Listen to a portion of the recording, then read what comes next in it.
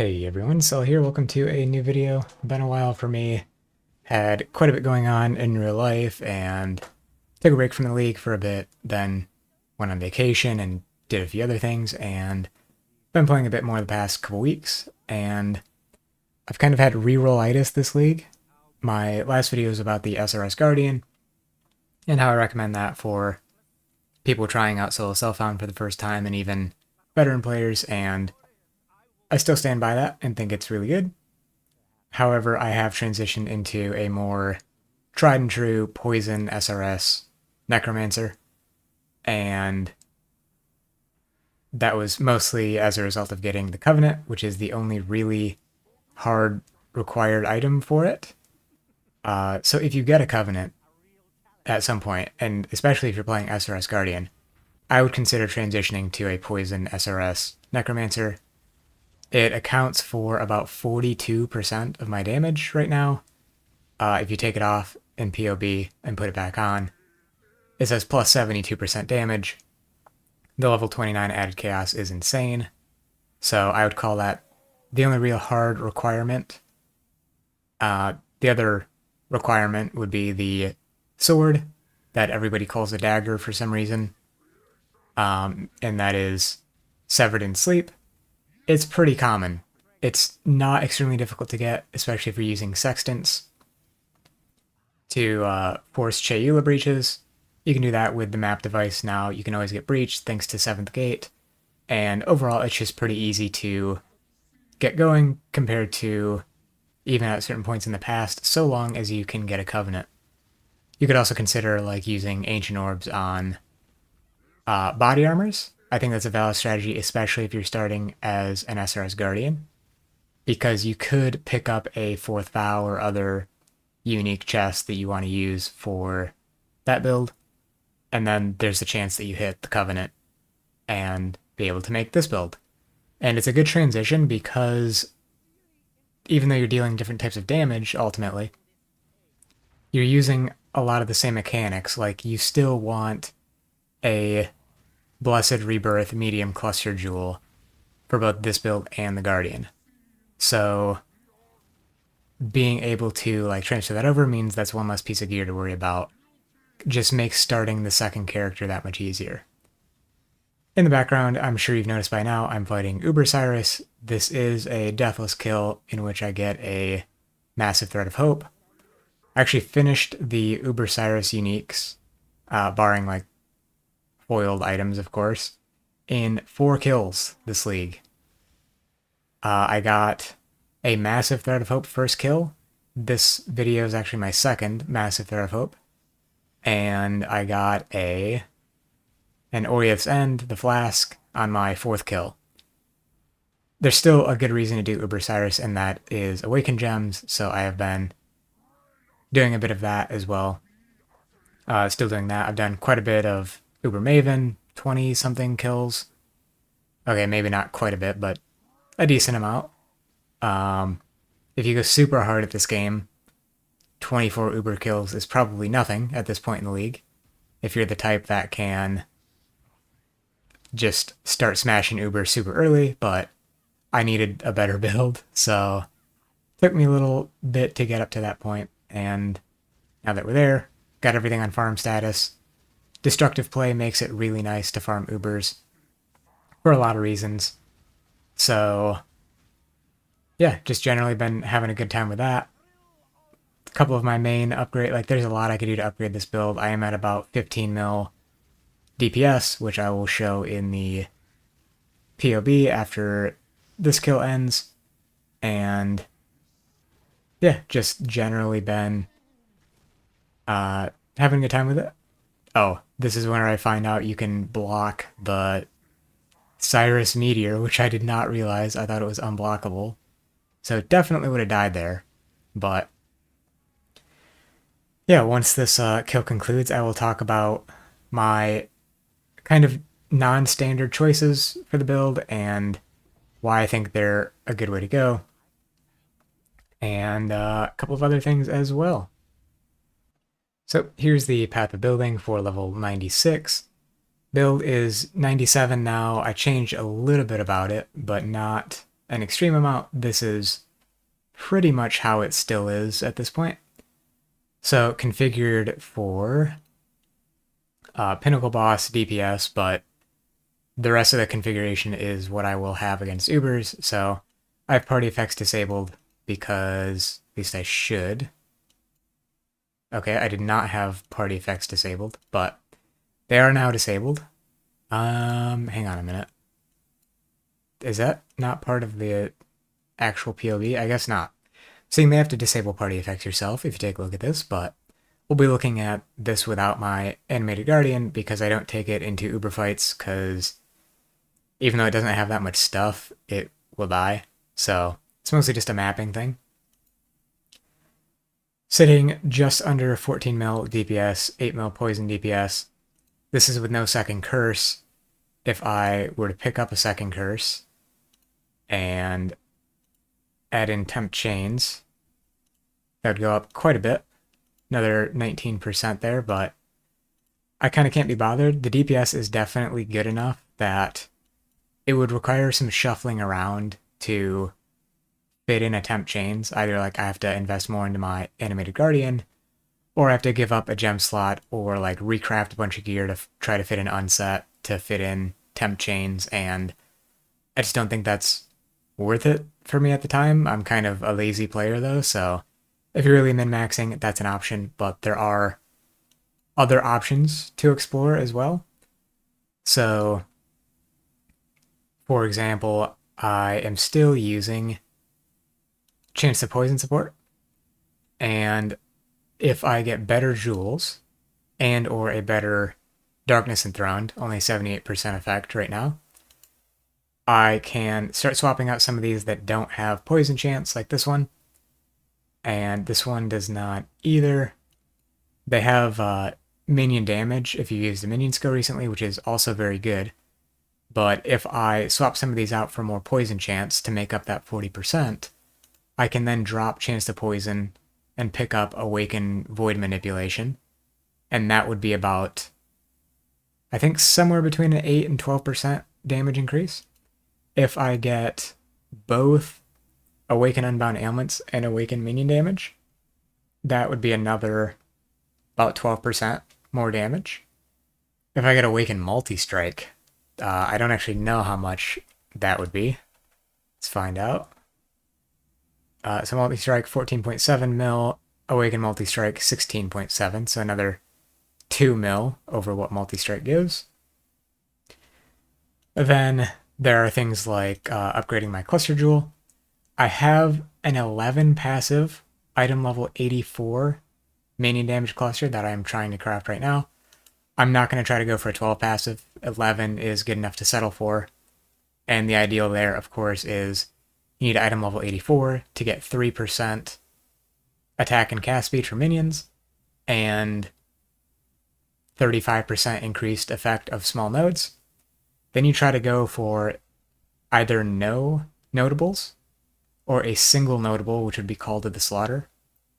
And you just pick up the small nodes, because at that point they are, at minimum, 13% minion damage, 4% minion attack and cast speed.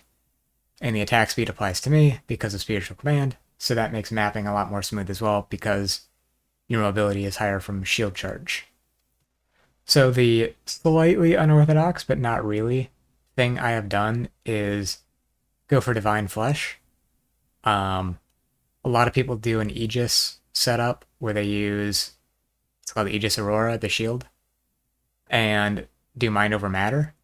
That's a pretty solid option as well if you're in trade, but I don't have an Aegis, and Timeless Jewels are much more accessible. I kind of hit the jackpot on this one because look at these nodes. Lightning Res and Max Lightning Res. Minion damage. Lightning Res. Increased effect of auras. Skill effect duration. Skill effect duration. Every single node I path through is useful in some way. And that is just insane. Like, all these benefits individually are kind of just but together they're definitely making up something pretty useful. And with that, I've got 2 Born of Chaos clusters as well. for +3 max chaos rays each, putting me at 86. I also swapped my shield for Uber fights. Currently have a, let's see, a life on block shield. That's for mapping, because you're going to be blocking more hits and such. And I use a +3 max chaos res shield for Ubers. It also has some spell suppression. So that pushes my suppression chance up 17%, which puts me at a base of like 80 something. And then with lucky suppression, pushes that even higher. I am considering dropping the Born of Chaos clusters to socket in some other ghastly jewels for a higher poison chance, get more damage, and then try to cap off my spell suppression. That would involve recrafting some gear, which I've been thinking about doing anyways, but that would hopefully enable me to get 100% spell suppression without the lucky mastery. Then I could swap this mastery out for prevent another 3%, and could also anoint Inveterate for another 3%. Those two together, going up from the base 56 or 50% reduction to 56%, is an effective 12% damage reduction. So that would help make up for the loss of the 6 additional chaos res I would have. Bigger problem right now is, again, that's a gearing issue, because I would lose some chaos res and dex there and fire res, all of which I need, and some chaos res over here, which again I need. So more potential gear shuffling. That said, like, the build is completely comfortable to farm Ubers with. Uber Exarch and Eater are kind of annoying, because the Exarch fight just sucks with any minion that can collide with the balls, because they're going to run into the balls and blow you up. The Eater fight sucks a little bit because he will target them with this tentacle attack, and sometimes I just run into them. So other Ubers are mostly what I've been doing, but those are definitely doable, and as you get more practice, you get more used to those things, and you generally set yourself up for better success there with like gear swaps and things of that nature. And then a note on my current Atlas strategy in game here. I've gone for a non-wandering path setup. The wandering path setup is also very viable and possibly even better for what I'm doing, but I wanted to do a few things with some notables as well, so I went for a non-wandering path setup, the typical destructive play, all the map nodes, the boss map drop chance nodes. I decided not to go for the currency and scarab chances. Again, that's just a lot better for wandering path setups. And the last little while I've been doing Harbinger and Harvest. Harvest because I'm using yellow juice to reroll speed on my cluster jewel. If I've done my math correctly, it costs about 40,000 yellow juice to land 35% effect and 3% minion attack and cast speed.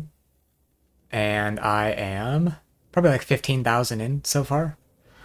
Haven't been doing the strategy for too long.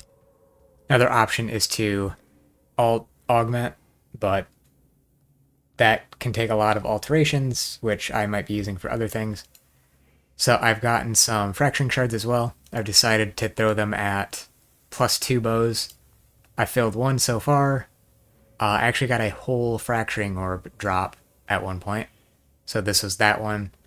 And then I had I don't remember when I got this bow. I feel like I had dropped blue with +2 arrows, but that might not be true. It's also 5-linked for some reason, so maybe I just rolled this myself and completely forgot, but I am throwing fracturing orbs at those for a potential tornado shot build. Also accruing some ancient orbs. I've been throwing them at belts so far, but I should probably put them in to body armors instead, try to get a 4th vow, do something with that. But also done some enhanced trials. I've gotten quite a few gifts to the goddess. I've run 3 of them so far, I believe. Haven't gotten any insanely good helm enchants. I've been enchanting deicide masks. I got this one for Bone Offering, which is one of the better enchants for this build. I don't really need the additional SRS summon. It would be kind of nice, I guess, but you may have noticed I actually swap out Unleash for Ubers because my cast speed is so high when I have everything going that I can demonstrate here. I don't really need to have Unleash in there to sustain things, even with some downtime. So, also have Divergent, SRS. You'll see that these won't start falling off for a little while because my duration is so long. 11.25 seconds. And I can cast 3.4 per second. If my Spectres use their ability, that's another 20 cast speed. If I have Silver Flask up, that's another 20%. So it gets pretty high, and then you have things like Ball Haste for burst moments. And Predator is really nice, especially for Uber Maven, so you can target the brain and not the other bosses, because you really don't want to use melee splash when you're fighting Ubers.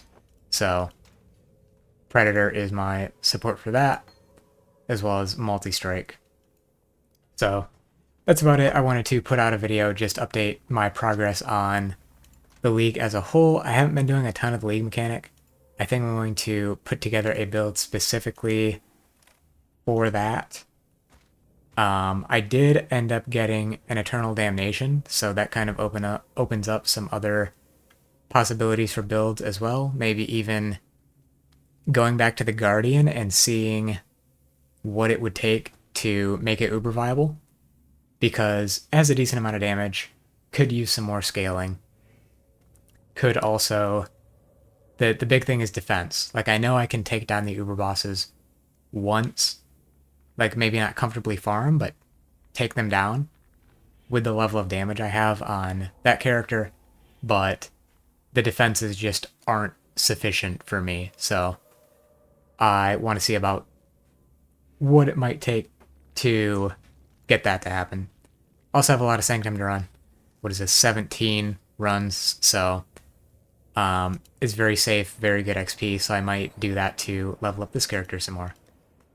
Anyways, let me know if you have any ideas for videos going forward, and appreciate watching this far.